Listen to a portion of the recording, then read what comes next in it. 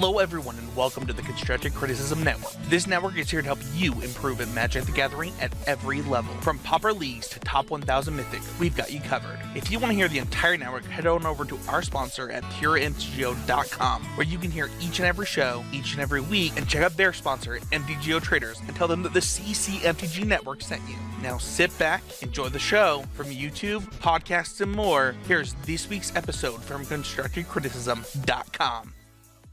Hello, everybody, and welcome to episode 107 of the Common Knowledge Podcast. I'm your host, Christian, and as always, I'm joined by my joyous co-host, Colton. How are you doing tonight, Colton? I'm doing all right. How about yourself? Doing well, thank you. Before we get too far into this episode, I just wanted to remind everyone that Common Knowledge and all of the podcasts on the Constructive Criticism Network are sponsored by PureMTGO.com. If you guys wanted to support the show, make sure to like, share, and subscribe to the Constructive Criticism YouTube channel, and check out our Patreon. With all that out of the way, let's get on with podcasts for the week. Sounds good. So where we always start is with what decks we've been playing for the past week. For myself, I've obviously been playing Aristocrats because it won the budget deck poll for the deck that we're going to be sort of playing and tuning for this month. And I plan on playing it in this weekend's set of challenges, so I've been sort of just toying around with different builds of that. And then I've also been playing a little bit of Tron, just to, I talk a lot about how I think it's the best deck, and sometimes I like to play it to remind myself that even though it's the best deck, it's still incredibly challenging to play. What about yourself? I haven't had as much time this past week to play Pauper. My wife and I had probably our last vacation of the year over the weekend. My grandparents took us south to the little tiny town my grandfather grew up, so I focused on Aristocrats when I could. It's just one of my favorite decks to just kind of toy around with. I've always felt like it's one of those decks that can really surprise people, so I've been kind of playing around with it a little bit. Not as heavily as I would like, but I've been playing around with it still. Yeah, well, how was your vacation? I'm sure that listeners also are interested in that. It was good. We went and visited the tiny town of Escalante, Utah, where my grandfather grew up. It's a town of 900 people. And the closest hospital is an hour away in a town of 1,200 people. And then I'm not going to lie, that sounds like a town of 900 people. Yeah, it's really interesting. There's no stoplight in town. There's a couple of stop signs. And so we saw where he grew up. We saw what he would do for fun, which was mostly fishing at the lake because there was nothing else to do. And then we went to Bryce Canyon on Sunday, and it was completely packed with people not social distancing. So that was fun. But and then on Monday we had a bunch of fires here in Utah. So when we drove home, there were 2 fires in the last hour and a half of our drive that were pretty close to the road. So we got hazed a lot with nasty smoke. But you know what? We made it home safe. Then we had a windstorm, and so it was fun. Yeah, well, I'm sorry that you guys got hazed, but I am glad that everyone's okay. Me too. All right, well, I guess after talking about what decks we play and catching up on Colton's vacation, we can go ahead and just get into our main topic for the week. And what is that main topic this week, Colton? So today we are going to talk about how to improve at a specific skill and processes and ways that you can take a skill and be #always improving at it. Yeah, for sure. I personally think that improvement in Magic is one of the hardest things to track. Specifically because a lot of times whenever you start thinking about things as more of a process instead of being results oriented, sometimes your results can sort of take a step back for a short period of time. And Magic is still such a variance-based game that it's really hard. It's hard to see results from slowly improving until you improve by a pretty fair margin. And I've struggled with, and I know tons of other people have struggled with, just not even being sure if they're improving at all. So I think it's a really important thing to talk about. Yeah, improving, especially in a game like Magic, where not everything is purely based on how good you are at it, can be really, really frustrating. It can be really, really difficult, especially going into where sometimes there's different barriers to what you want to do. not having access to cards or whatever, or just the general variance of the game can sometimes get into our heads a little bit. And it's all about the process of change and how that can make you go over, and that can go over time, and it's always about looking ahead and not just seeing what has happened in the past and what your results were currently, but about how you've changed as a Magic player and as a person. For sure. So I sort of thought that maybe the best way to sort of go about it, instead of talking like in a really abstract way, is you and I could talk about one skill that I know that we're both sort of working on with the Golgari Aristocrats deck, and just sort of like go through like a step-by-step process at how maybe we would improve at that specific skill, and what we can do. Mm-hmm. Yeah, so I think the thing that we had agreed to sort of go over, like the specific skill that we're going to have been working on, is we have both been tuning a deck for a specific meta. And so what I mean by that is we are both sort of playing these budget Golgari Aristocrat decks. And last week we had sort of gone over what the meta game of Pauper looked like and sort of like ranked it all out. And so now that we know that, we can sort of tune the deck specifically for that. So typically step one for improving at a skill is figuring out what that skill is. And so we've already done that because we just know that we want to go ahead and metagame and like figure out how to tune a deck for a metagame. Mm-hmm. So then after... Yeah. Oh, sorry, go on. So yeah, for tuning the deck for a specific metagame is trying to figure out what is your end goal with learning this skill. Like, do you want, in setting a specific goal for yourself, and like what do you want to do? Do you want to, like, for instance, for our skill, we're trying to get a better win rate at this Sunday's Pauper challenge, right? Yeah. So for those that maybe haven't heard it, last week's episode, we sort of recognized that Sunday Pauper challenges tend to be a little bit more aggro and burn heavy.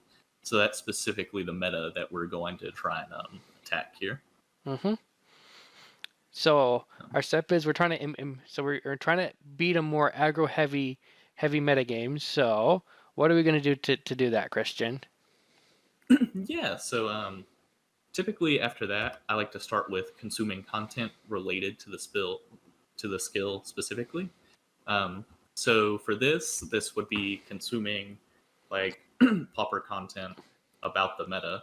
So that could be either like watching videos of rogue decks to see what sideboard cards that they might be playing that you haven't heard about, listening to the Common Knowledge podcast, or reading a number of articles by people like Alex Ullman to just sort of get more of a feel for Pauper specifically. And then you can also go and you can read articles about metagaming specifically. One that I think still holds up is by a guy named Eric Moyer. I want to say it was written in like 2016, and it was just about how to metagame. So that's usually the place that I start, is just consuming all sorts of content that in some way can be related to the skill, and really focus on what the people are saying and what they're doing.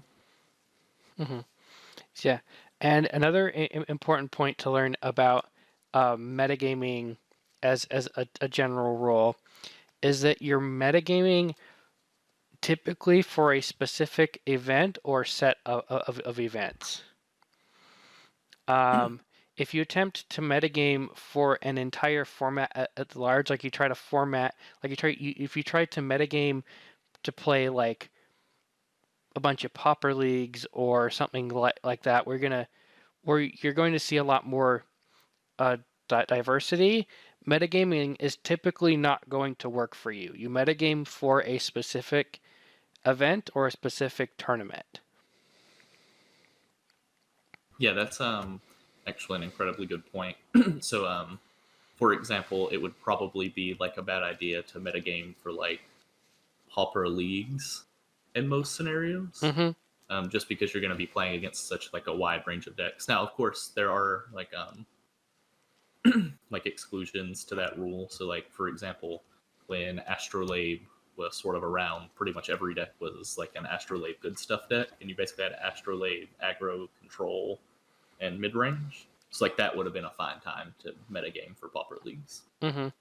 Yeah, but yeah. So in general, and especially in a format that is more diverse, like Pauper, where you're going to see more than 3 or 4 decks at a time, it's metagaming is primarily trying to figure out, is trying to predict what you're going to see at this next event, and not what you're going to see in the metagame as a whole.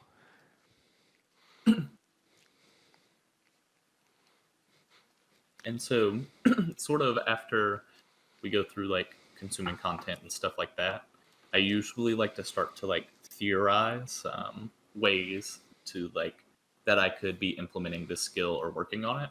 So in this scenario of metagaming, I would sort of think about, well, what cards in green and black are good against an aggro heavy metagame, specifically red decks. And so just like in my thinking for Golgari Aristocrat specifically, I sort of think about the I forget its name. It's the green one. I want to say it's a 2/2 that dredges 2, and every time it like you dredge it, you gain 2 life. Brown scale. Yeah, Golgari Brown scale. Golgari Brown scale. So that's a card that doesn't interrupt our deck's like main game plan too much, and it has been played in similar decks, specifically the Tortured Existence decks, as ways to just sort of stave off those aggro decks until you can sort of get your plan going. So that would be a good place to start. But you could also play cards like Life Goes On in the sideboard, etc. And like these are just things that I'm sort of thinking about, like this might be good, might not be good, but like these are the places that I might start.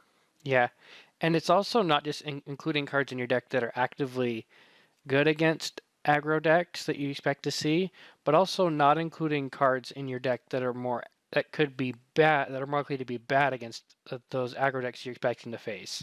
So, for instance, in the green-black deck, a card like Snuff Out that is pretty good against mid-range and control decks is typically not super great against the aggro decks. Trading 4 life for a Get to Lava Runner is most of the time really not that great.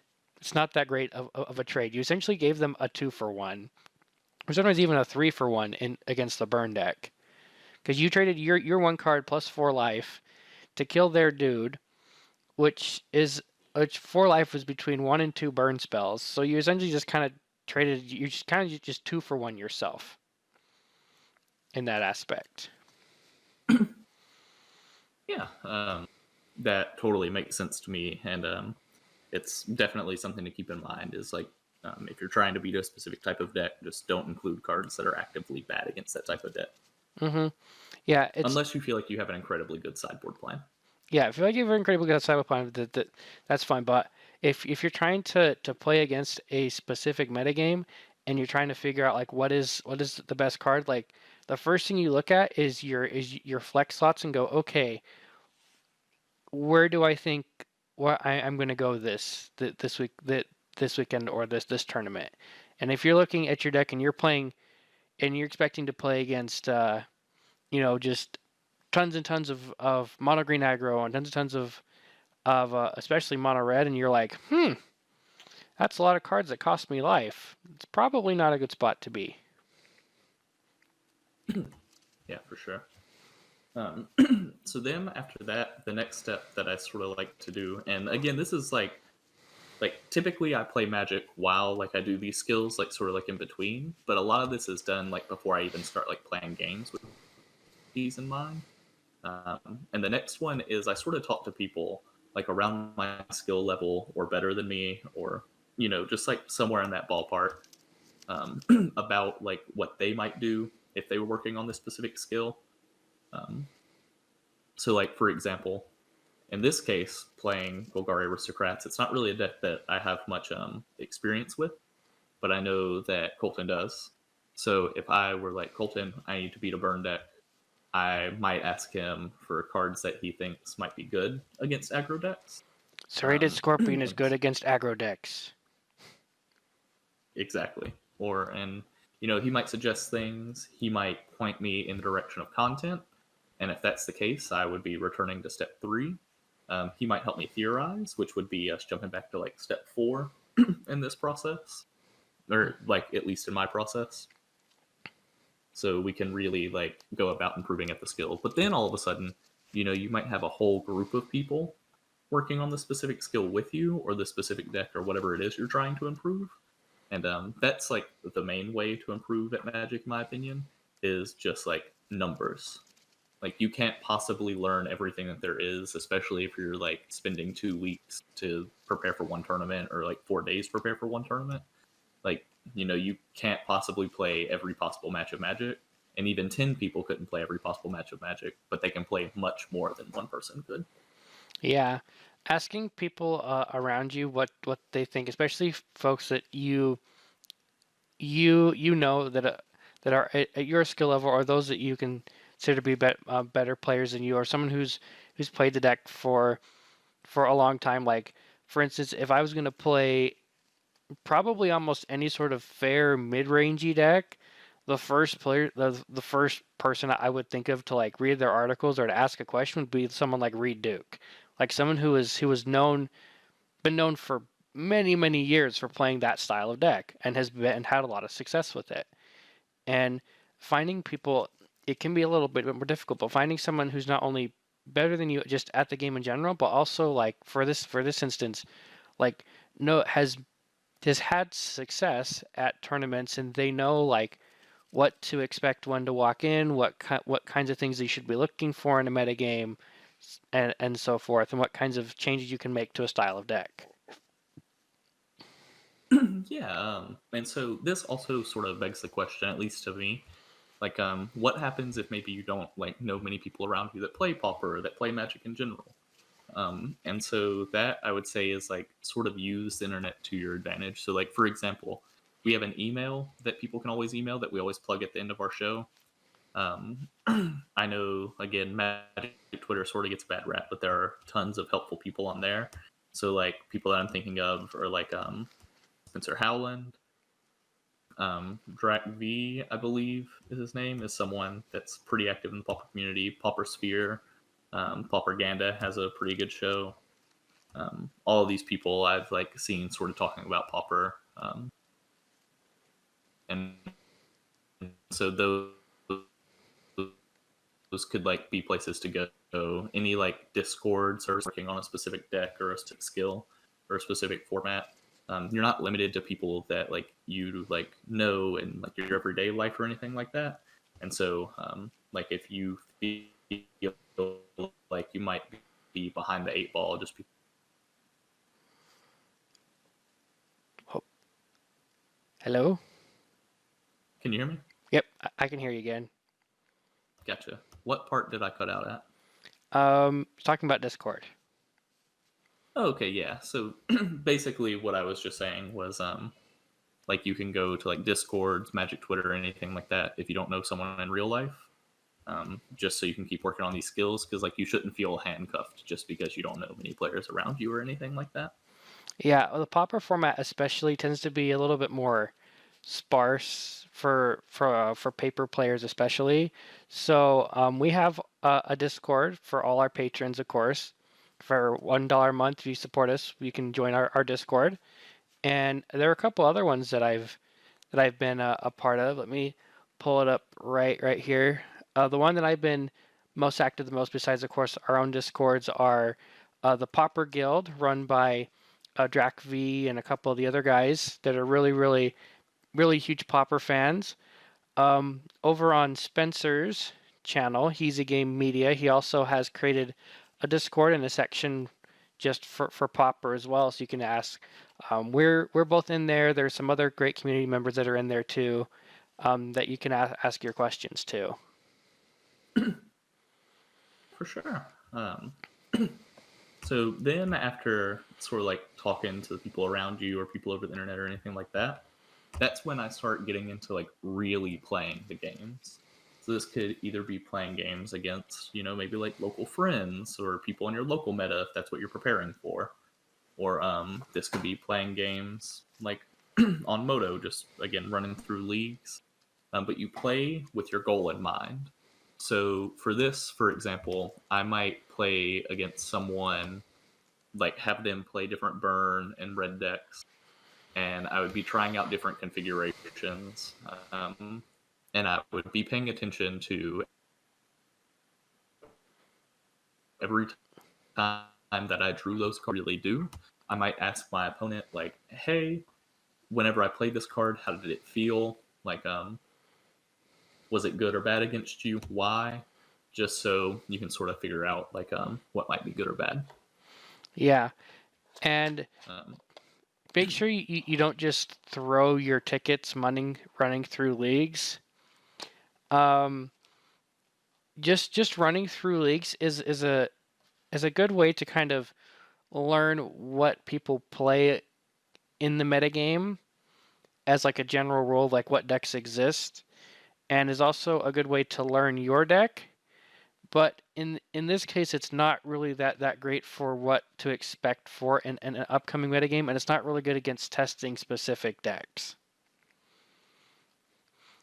yeah, especially for like metagaming against a certain type of deck, you probably want to see if there's like a friend nearby or something like that that could help you work on it for sure. And again, this is where stuff like Discord is really helpful. You know, you can be like, hey, can someone help me test against, I don't know, mono red burn or mono red aggro, and try to work something out where you can play against this deck multiple times, and as you get those repetitions in, kind of learn, okay, this is good, this is bad, and then play against a couple other decks about about matchups you think you may be suffering against because of these changes or whatever, and just kind of like work out where you think that this is going and where it's best. Use your online communities. They're very helpful. Yeah, for sure they are. And so then after that, and this is like what I say is the last step, but usually this step sends you all the way back to other steps to work on it. And that's after every match or every other match, evaluate what you're learning about your goal. So, for example, in our Golgari Aristocrats testing, whenever I'm playing against a burn deck, I was playing around with a card called Rite of Consumption. I'm not sure if you guys are familiar with it. Basically, as an additional cost to play it, it's a black and one generic sorcery. You sacrifice a creature, and it deals damage equal to the sacrificed creature's power to the target player, and you gain life equal to the damage dealt this way. So that might be a card that, in theory, you think is pretty strong against burn because you're reducing their life total and you're sort of gaining life. And so, like, while that card can be strong against burn, what I found was a lot of times, like, I would draw it and it either wasn't gaining enough life, or it was sort of like this win more thing where I was making an incredibly huge, like, blood throne vampire, and instead of hitting them, I was just throwing it at them or whatever. So that might be a card that, whenever I was back in step 4, just theorizing what was good, I may have thought might have been good, but here it sort of plays out a little bit weird. So then I would go all the way back to step 4, and I would theorize again. Well, why wasn't that card good? Are there any things like it that might be better? Stuff like that. And then after that, I would move on to the next step of talking to people about what I now think. And it can go in that cycle for a really long time, especially if it's a skill like metagaming, where you're always trying to learn stuff new. Metagames change so quickly. But it's not a bad thing that it takes a long time to learn. It's one of the most exciting parts about playing Magic, I think. Yeah, and just making sure that you're patient with yourself and realizing that not every card choice you make is going to be perfect on the first time, and not all of your ratios are going to be perfect, and you're going to take a lot of losses to trying to learn like what is good and what is not good. So it's the biggest key here is just like being patient with yourself and with your results, but also like pushing yourself a little bit, and not making sure you don't get discouraged, and making sure you're not pushing yourself too hard. Make sure you're pushing yourself enough to keep moving forward, to keep trying. For sure. But yeah, so that is typically, like I said, those steps are how I would go about learning a specific skill. Mm-hmm. And we also were able to sort of apply it to a specific skill, which is metagaming with green black aristocrats. Um, but yeah, Colton, did you have anything else to say sort of on that topic? Um, just make sure, like, if you can, talking to people better than you and consuming content from folks who are better than you is really two of the really big key steps with moving forward with your Magic career. The way that I learned how to like play semi-competitive Magic in the first place was just watching hours and hours and hours of folks who are good at playing Magic play Magic. So don't be afraid to go out and find and consume people's content. That's what it's out there for. They put it out there to help you. Yeah, for sure. And I guess I also have like a last thing about this. It's something that I struggled with a lot, and it's sort of related. And that's like, don't be afraid to ask questions to people, I guess. I think I held myself back, especially early on in playing Magic, because I would feel really dumb whenever I didn't understand something immediately. And it took me a long time to get over that. And sometimes I don't think I'm over that. But it's one of the easiest ways to hold yourself back is to just not ask those questions in the first place. Yeah, and asking questions to the right people specifically. When I first learned how to play Magic like good and proper and like actually play it correctly and not big bad like learn sequencing and all that properly. Um, for me, the person who helped me happened to be a judge. So like learning from someone who knows how the rules work, knows how the interactions work, and know like what's supposed to go on with whatever you're doing is extremely helpful. And make sure to always ask people questions. Like, don't be afraid to ask those who have knowledge in the format, because we're all here to help each other. We're not trying to we don't want to gatekeep people out because they ask such a stupid question, blah blah blah. That's not what we're here to do. We're here to help build each other and to help each other grow.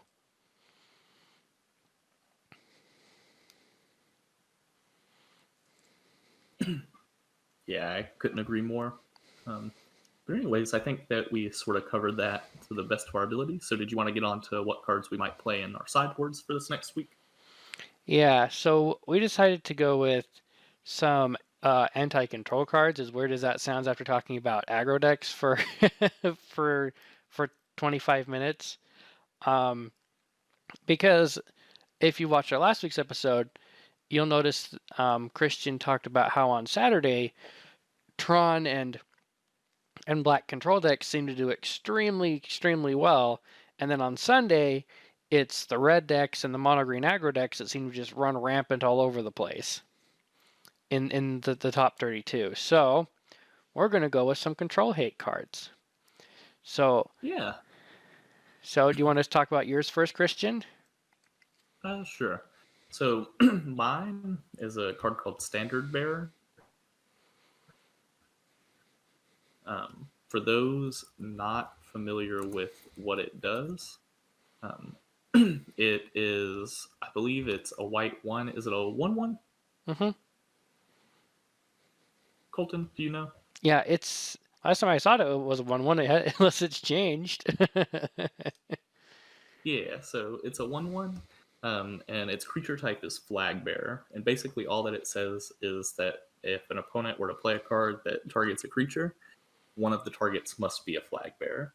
So basically, you side this in whenever you're playing one of like your white aggro decks or something like that, to where instead of your opponent removing the important card, they have to remove your Standard Bearer, which can obviously be incredibly strong for a wide number of reasons. But specifically, the thing that I liked about it is that while it's not strictly card advantage against the control deck, it's this sort of simulated card advantage to where they like have to now draw 2 removal spells to remove the real threat.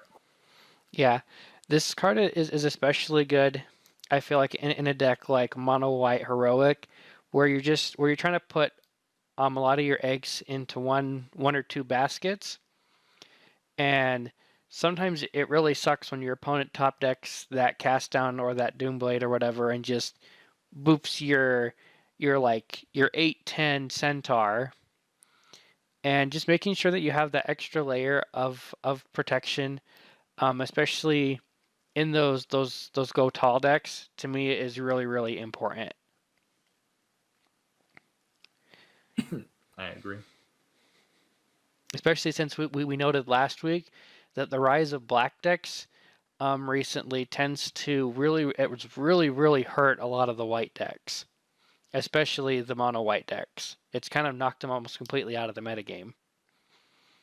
Oh yeah, for sure. So if you plan on playing that, PSA about this card. Oh, sorry. Go on. I didn't mean to cut you off. so making sure you have a plan against those black decks is really, really big deal right now. I agree. Another just PSA about this card. If your opponent's playing Infect, bring it in. Ah, ew, gross. Oh, does that also work with bows too? No, because actually it might. Yes, I think it does. And it might work in the heroic mirror too. All right, Standard Bearer is again proving why it's a Pauper All-Star, but it's also proving that I don't understand Magic sometimes. That's okay. But yeah, what was your card? So I went with a black card this week, and this is a card that's been really, really popular in Pauper for a long time, and it was so popular, in fact, that to get them on MTGO was actually quite expensive for a while until Gavin Verhey blessed us and gave us a whole bunch of them for free. So thank you, Gavin Verhey, and for support of the Pauper format. And that card is Thorn of the Black Rose. So Thorn of the Black Rose is 3 and a black, I believe. It's 3 and a black for a 1/3 with Death Touch, and when it enters the battlefield, you gain the Monarch. And what that means is that whoever has the Monarch draws a card during their end phase, and if the Monarch takes battle damage, the person who did the battle damage now takes the Monarch. So this is a pretty popular mechanic in Pauper. There's a couple decks based around it, primarily Boros and Mardu Monarch. And Monarch is really good, especially in Pauper, because it's really good against the control decks. Because a lot of those control decks aren't really trying to boop you that much. And so if you play the Thorn and then draw a card, and they have to kill your Thorn of the Black Rose, you just got a 2-for-1. So even if it only draws you one card, it gets you the 2-for-1. And then in the decks that play it, the more mid-rangey creature decks, you'll more than likely be able to try to be able to maintain the Monarch throughout at least a couple of turns and get you those extra couple cards that you need to get you over to the other side to finish the game. I will say one warning about this card is be careful when you play it. So, like, for example, I would say one of the things that has happened to me more than once is you pay 4 mana playing it into an empty board, and your blue opponent has 2 mana open, and instead of countering it, which is like would have been bad, but still okay, instead they just flash in like a 2 mana fairy that has flying, and then they steal the Monarch back, and then maybe they play something on their turn to protect the Monarch. Yes. Do not play this card against tempo decks, especially against flying mono blue or is it based tempo decks, because you will get burned, and because they will just kill it with lightning bolt and then swing in. And do not play this card against very heavy aggro decks. So against decks like elves or mono green that will go wider than you, almost like 10 times out of 10, don't play this card. It's not very good against them. But against the slower decks, like Tron, or against black base control decks, stuff like that, where they're not playing nearly as many creatures, and you're often going to have when you are more likely to have more creatures than your opponent, Black Rose is good. When your opponent's more likely to have more creatures than you, Black Rose is bad. So that's why I always advocate, like, I've seen a couple decks that will play this in the main, and I'm always kind of like, okay. But this as a sideboard card is amazing. I definitely agree. But I guess with that out of the way, that's going to do it for this week's episode of Common Knowledge. If you guys want to get in touch with us, you can find me on Twitter at JessGuyDad, or you can find Colton on Twitter at SnapBoltBaral, or you guys can just shoot us an email over at commonknowledgemtg@gmail.com. If you guys had any questions about Pauper format, MTGO, or anything else, you can just send us an email or leave a comment down below. Thank you again to our sponsor, PureMTGO.com, as well as the Constructive Criticism Network for letting us be a part of it. And last but certainly not least, be good to each other, and thank you guys for listening. Thanks again, guys.